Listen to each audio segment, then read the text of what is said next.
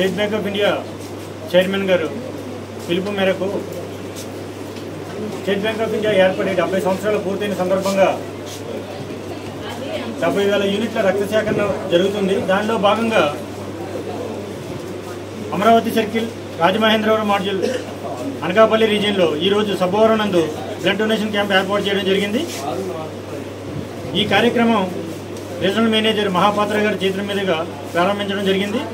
అదేవిధంగా ఈ కార్యక్రమానికి జిల్లా సీనియర్ నాయకులు బల్లెడ్డి అప్పారావు గారు, జనసేన నాయకులు, అదేవిధంగా బోకం సూర్యనారాయణ గారు, తెలుగుదేశం నాయకులు వారి యొక్క మద్దతు ప్రకటించారు. ఈ యొక్క కార్యక్రమంలో స్టేట్ బ్యాంక్ సిబ్బంది మరియు సిబ్బంది ఫ్యామిలీ మెంబర్స్, అదేవిధంగా ఖాతాదారులు కూడా పాల్గొంటున్నారు. సుమారు ఇక్కడ 60 యూనిట్లు రక్త సేకరణ జరుగుతుంది.